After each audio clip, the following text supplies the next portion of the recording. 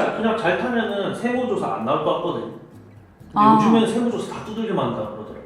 당연하죠. 네. 나올 수 있습니다. 안 나온다 생각하시면 절대 안 돼요. 네. 그런데 정확히 말씀드리면 네. 법인차 때문에 세무조사가 나오는 게 아니라 네. 법인차를 개인차처럼 사용하다가 문제가 되는 거예요. 어. 오늘 PD님처럼 네. 이렇게 업무용으로 오시는 건 당연히 업무용으로 쓰시는 게 맞는데 네. 그걸 사적으로 쓰느냐 이거를 국세청이 집중적으로 들여다보는 항목 중 하나가 네. 법인차이거든요. 네. 특히나 고가의 수입차, 음. 슈퍼카를 법인 명의로 운영하고 계신 대표님들이라면 오늘 내용 꼭 끝까지 보셔야 됩니다.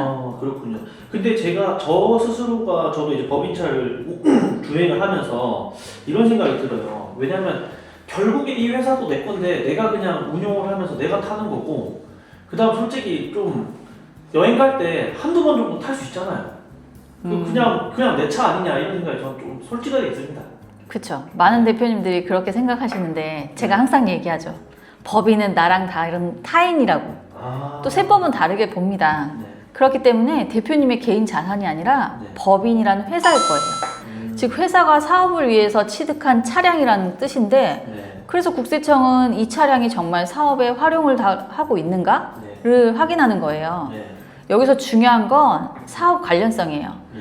거래처 방문이나 현장 이동, 그리고 영업 활동, 출퇴근 이런 부분은 사업과 관련이 될 수가 있죠. 아 그래? 출퇴근도 인정이 되는군요. 그렇죠. 근데 주말마다 가족여행, 개인 모임, 그리고 또 개인 용도로 주로 사용을 하고 있다면 이야기가 완전히 달라지는 거예요. 네. 결국 국세청은 실제 사용 목적을 보게 되는 거거든요. 뭐 혹시 몰래 제가 여기서 궁금한 게 있는데 몰래 타고 다녀도 모르잖아요. 어차피 내 차인데 살짝 타고 다녀도 될까요? 그냥 얘기하려고 했죠. 그거는 네. 뭐 주의를 하셔야겠죠? 대표님이 알아서. 아 그래요. 그런데 궁금한 게 왜 이렇게 요즘 법인차를 국세청에서 까다롭게 보는 건지 왜 이렇게 많이 보는 거예요 이게? 사실 이게 갑자기 시작된 이야기가 아니에요. 업무용 승용차 관련 제도는 오랫동안 계속 보완이 되고 와 있었어요. 네. 2016년도에는 업무 전용 자동차 보험이랑 운행기록부 제도가 도입이 됐고 그리고 그 이후에 업무용 차량에 대한 관리가 계속 강행이 되고 있어요. 그리고 2024년부터는 일정 금액 이상의 법인 승용차의 연두색 번호판 보셨죠? 봤어요. 네, 그 제도가 시행이 됐어요. 네.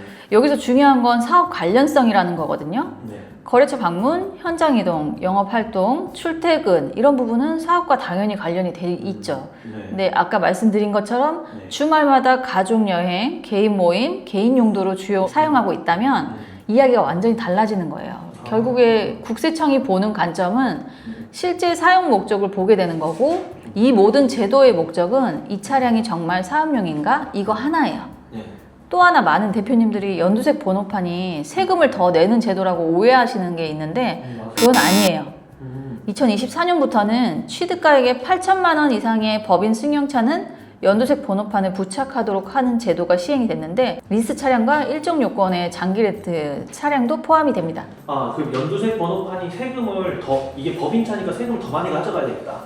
그건 네. 아니라는 거네. 그냥 네. 차량 가액이 비싼 거네. 네, 8천만 원 이상의 차량은 부착을 하게 되어 있습니다. 그럼 이렇게 관리를 잘 하고 있는데 그럼 굳이 이렇게까지 뭐 이슈가 사실 많이 됐잖아요. 네. 이슈 될 것도 아닌데 왜 이렇게 많이 이슈가 됐나 이게?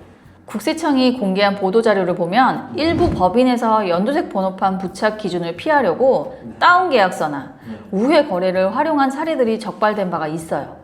하지만 이런 방식은 적발 시에 더 큰 세무 리스크로 이어질 수 있기 때문에 절대 권장하지 않아요.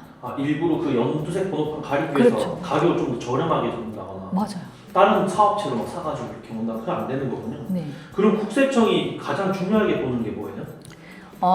국세청이 중요하게 보는 걸 제가 세 가지 말씀을 드리면 첫 번째는 사업용 차량을 사실상 개인차처럼 사용하는 경우, 두 번째는 운행기록부 작성을 하지 않거나 사실과 다르게 작성하는 경우, 또 세 번째 가족이나 특수관계인에게 시가보다 현저히 낮은 가격으로 이전하는 경우입니다. 싸게 파는 경우? 맞아요. 실제 국세청 보도자료에서도 이런 사례들이 반복적으로 등장을 해요.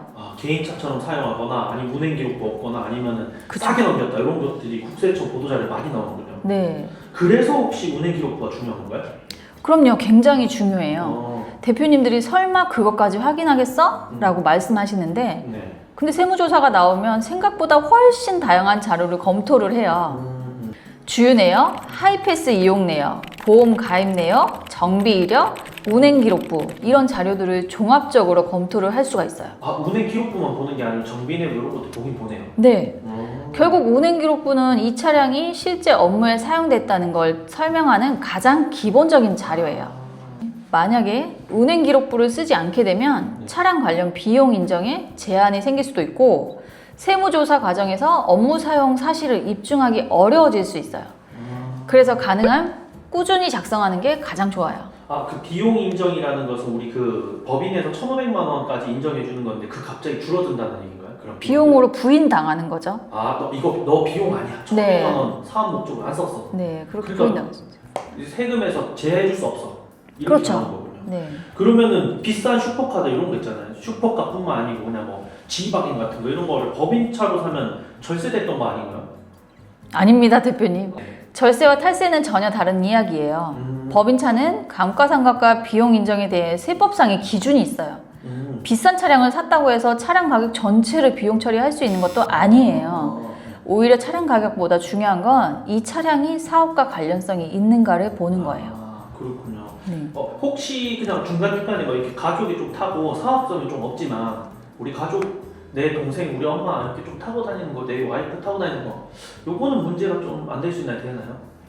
가족이라고 해서 무조건 문제가 되는 것도 아니고요. 무조건 문제가 안 되는 것도 아닙니다. 다만 네. 기준은 배우자나 자녀가 업무와 무관하게 사실상 전용 차량처럼 사용을 한다면 네. 국세청은 사적 사용 여부를 검토할 수가 있어요. 네. 결국 중요한 거는 가족인지가 아니라 업무 관련성을 설명할 수 있는지예요. 아, 가족이더라도 그러니까 일하려고 탈 수도 있는 거니까. 그렇습니다. 그럼 이거를 제가 계속 운영을 하다가 키로수 좀 올라가고 이래서 좀 이제 남한테 파는 것보다 우리 가족한테 조금만 싸게 넘기는 거 요거는 괜찮나요? 그 부분은 특히 주의하셔야 하는 게 네. 법인과 가족 간 거래는 세법상 특수관계인 거래로 보기 때문에 아, 예를 들어서 시가보다 현저하게 낮은 금액으로 차량을 이전하는 경우에는 네. 당연히 누가 봐도 의심이 되겠죠. 이런 경우에는 법인세나 부가가치세, 증여세 등의 문제가 함께 검토될 수가 있고요. 네네. 그래서 가족 간 거래일수록 객관적인 시가를 기준으로 진행하는 게 가장 안전하죠. 싸게 파는 것보다 그냥 정가에 팔아라 가족한테도. 네. 그러면 이게 좀 사실 조금 귀찮은데요. 뭔가 내용이 많아가지고 대표님들이 어떻게 관리하면 되는지 한 포인트가 있나요 이게? 그럼 제가 네. 쉽게 말씀드릴게요. 네. 5가지만 기억을 하시면 됩니다. 네. 첫 번째, 연두색 번호판 대상 차량은 관련 규정을 준수한다. 두 번째, 업무 전용 자동차 보험에 가입한다.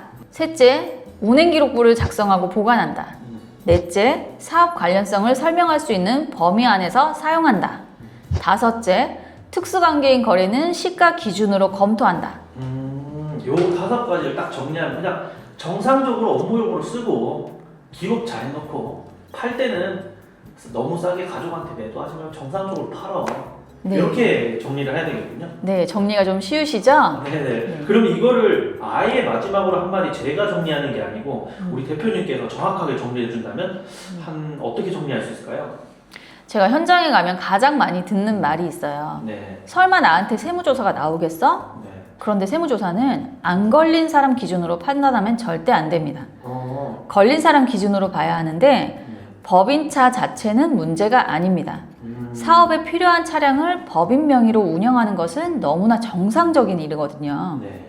하지만 사업용이라는 명목으로 개인차처럼 사용을 하거나 관리해야 할 자료를 넘기지 않거나 특수관계인 거래를 가볍게 생각하는 순간 세무 리스크는 커질 수가 있습니다.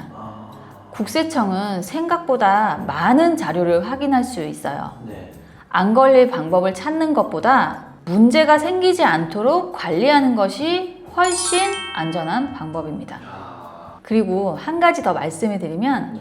절세는 가능합니다. 네. 하지만 탈세로 오해받는 순간 그 대가는 생각보다 엄청 클 수 있어요. 아시겠죠? 네, 정말 잘 알았습니다. 네, 오늘 영상이 도움이 되셨다면 구독은 필수, 좋아요는 센스입니다. 정다희였습니다. 감사합니다.